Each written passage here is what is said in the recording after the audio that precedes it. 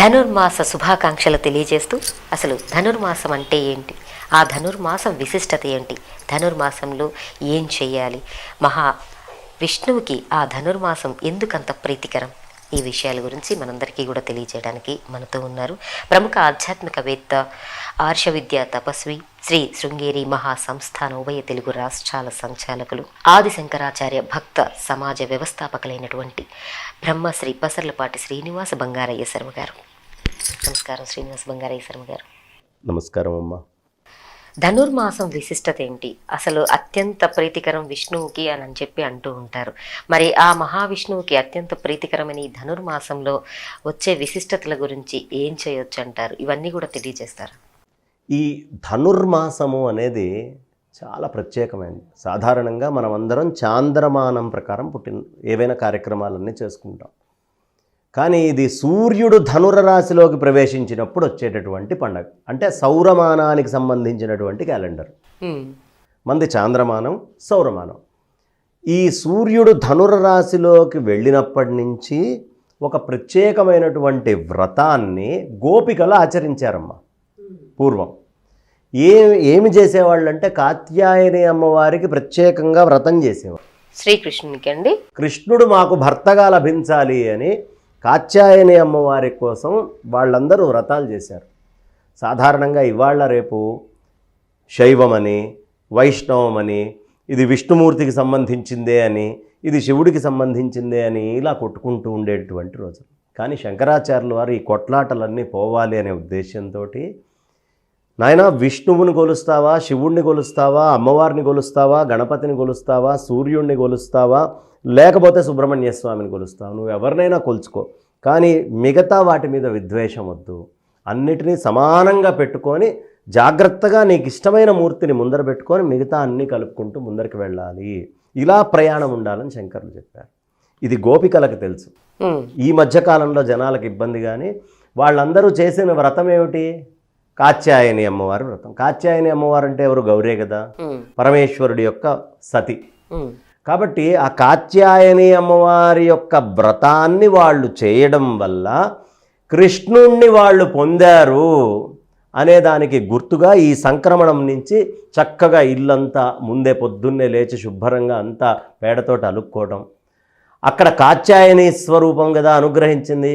ఆ కాత్యాయని ఎక్కడో బయట కాదు, మా గుమ్మం ముందే ఉండాలి అని గొబ్బెమ్మలు తెచ్చుకొని ఆ గొబ్బెమ్మలన్నింటినీ పేర్చుకొని వాటన్నిటికీ చక్కగా పూలు అన్ని రకరకాలైనటువంటివన్నీ వేసుకుంటూ ప్రతినిత్యము ఉదయాన్నే చక్కటి ముగ్గులు వేసుకున్న తర్వాత స్నానపానాదులన్నీ కూడా ఉషక్కాలానికల్లా పూర్తి చేసి ఈ తిరుప్పావై అనేటటువంటి పాసరాలు, గోదాదేవి అదే కథకి ఇదయ్యి ఆవిడ కూడా ప్రత్యేకంగా తిరుప్పావై పాసురాలని చెప్పింది. 30 పాసురాలు చెప్తారు ఈ ధనుర్మాసం అంతా కూడా. రోజుకొక పాసురం చప్పున ఆవిడ చెప్పుకుంటూ చెప్పుకుంటూ చెప్పుకుంటూ చెప్పుకుంటూ మొత్తము రంగనాథుణ్ణే తలుచుకుంటూ చివరికి ఆయనలో ఐక్యమైపోయింది ఆవిడ. ఆ ఐతిహ్యాన్ని, ఆ కథని గుర్తు చేసుకుంటూ ఈ భూమి మీద మేమందరము గోపికలమే, ఆ పరమాత్మని పొందడానికి మాత్రమే మేము ఇక్కడికి వచ్చాము అని ఇంట్లో సంసారము వ్యవహారము ఎటు నడుస్తున్నా అందరూ చక్కగా ఇట్లా గొబ్బెమ్మలు పెట్టుకోవడం, ఆ కాత్యాయని అమ్మవారిని ముందు అక్కడ ప్రతిష్ఠ చేసుకోవడం, ఆవిడకి నమస్కారం చేసుకోవడం, అక్కడి నుంచి కృష్ణయ్య క్షేత్రానికి వెళ్ళటం, పొద్దున్నే ఒక పాసురం చెప్పుకోవడం, ఆ స్వామిని దర్శించటం, నాయన నువ్వు ఇలా అనుగ్రహించాలి మమ్మల్ని అని ఆ పాసురాలన్నీ చదువుకోవడం. ఈ పాసురాలు ఇది వైష్ణవులే అని లేదు, స్మార్తులందరూ కూడా చదువుతారు.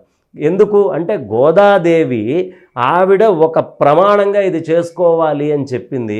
విష్ణుమూర్తి యందు ఐక్యం అవ్వడానికి ఈ పాసురాలన్నీ కూడా ఉపయోగిస్తాయి. అందుకని దీన్ని చాలా విశేషంగా ఈ ధనుర్మాస వ్రతాన్ని ప్రత్యేకంగా ఆచరిస్తారు. ఈ ధనుర్మాసము ఆడవాళ్ళైనటువంటి వాళ్ళందరూ కూడా ఖచ్చితంగా ఈ గొబ్బెమ్మలు ఇవి పెట్టుకోవాలి. మగవాళ్ళు అనేవాళ్ళు ఎవరు లేరమ్మా, అంతా ఆడవాళ్లే. మగవాడు ఎవడైనా ఉన్నాడు అంటే వాడు కృష్ణ పరమాత్మే, వాడు రంగనాథుడే. కాబట్టి మగవాళ్ళైన వాళ్ళు కూడా పాసురాలు తీసుకొని వెళ్ళి ఆ స్వామి ముందు కూర్చొని ఆ పరమపురుషుడి యొక్క ధ్యానం చేస్తూ చక్కగా ఆ స్వామిని ఈ తిరుప్పావై పాసురాలతోటి కనుక ప్రార్థన చేస్తే ఆ స్వామి అనుగ్రహించి ఈ మనస్సుని ఆయనతోటి ఐక్యం చేసుకుంటాడు. ఈ శరీరము అన్నీ కూడా ఆయనలో ఐక్యమైపోతాయి అని చెప్పడానికి సంకేతంగా మనం చేసుకునేటువంటి అద్భుతమైనటువంటి పండగనే ధనుస్సంక్రమణము అని మనం అంటాం. అంటే అంత విశిష్టమైన మాసం ఇది, చాలా విశేషం. ఈ మాసమే ధనుర్మాసము అనేటటువంటిది నీ లక్ష్యం ఎటుండాలి, నీ ధనస్సు ఎటువైపు సంధించాలి, ఎటువైపు నువ్వు చూడాలి అనే విషయాన్ని మనకి సూచన చేసేటటువంటి మాసం. మరి ఆ కథ కూడా ఏమైనా ఉంటే తెలియజేస్తారా? కథ అదే చెప్పా కదమ్మా, గోదాదేవి ఆవిడ రోజు పూలమాల అన్నీ తీసుకొని ఆవిడకి చాలా ఇష్టమైనటువంటిది అలా వెళ్ళి చక్కగా పాసురాలన్నీ చెప్పుకుంటూ అందరినీ తలుపులు కొట్టి లేపుతూ ప్రతి వాళ్ళని, ఓయ్ నువ్వు లేచావా లేదా, ఇదిగో ఈ తలుపు గొళ్ళెం ఇలా ఉంది, ఆ స్వామివారి యొక్క లీలల్ని ఆయన గొప్పతనాల్ని అన్నిటినీ వర్ణించుకుంటూ అదే తలుచుకుంటూ ఆవిడ ఆయన అయిపోయేటటువంటిది ఏదైతే ఉందో దానినే ప్రత్యేకము ఈ మాసం కింద చెప్తారు. ఈ మాసములో కాత్యాయని అమ్మవారిని, పరమేశ్వరుణ్ణి మర్చిపోకుండా ధ్యానం చేయాలి. ఎవరు కాత్యాయని అమ్మవారిని ధ్యానం చేస్తారో ఈ మాసంలో పెళ్ళైనటువంటి వాళ్ళు చాలా కాలం దాకా వాళ్ళ సౌమాంగల్యము అనేటటువంటిది నిలిచి ఉంటుంది, దీర్ఘ సుమంగలిగా వాళ్ళు ఉంటారు. అదే పెళ్ళి కానటువంటి వాళ్ళకి యోగ్యమైనటువంటి భర్త వస్తాడు. ఇదంతా భౌతికం, కానీ ఇదంతా వదిలిపెడితే సాక్షాత్తు పరమాత్మతోటి కలవడానికి అనుబంధమైనటువంటి మాసము ఈ ధనుర్మాసము. ఇది మార్గశీర్షము పుష్యము మధ్యలో వచ్చేటటువంటి ఒక మహత్తరమైనటువంటి కాలమమ్మ.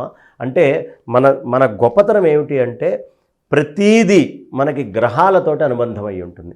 సూర్యుడు ఎక్కడున్నాడు, చంద్రుడు ఎక్కడున్నాడు, ఈ సమయంలో భూమి ఎక్కడ ఉంది, మిగతా గ్రహాలన్నీ ఏ కక్ష్యల్లో ఎక్కడ ఉన్నాయి, అలాంటి కక్ష్యల్లో ఉన్నప్పుడు సూర్యుడు ఇక్కడ ఉన్నప్పుడు ఈ విధమైనటువంటి ఆచరణ, ధ్యానమో ప్రార్థనో ఈ విధమైన కార్యక్రమం చేస్తే అది వెంటనే ఫలిస్తుంది అని దర్శించినటువంటి మన ఋషులు అద్భుతమైనటువంటి ఆస్ట్రానమీ మీద, అద్భుతమైనటువంటి ఆస్ట్రాలజీ మీద పట్టున్నటువంటి ఋషులు వాళ్ళు ఆచారాలని నిర్ణయించారు.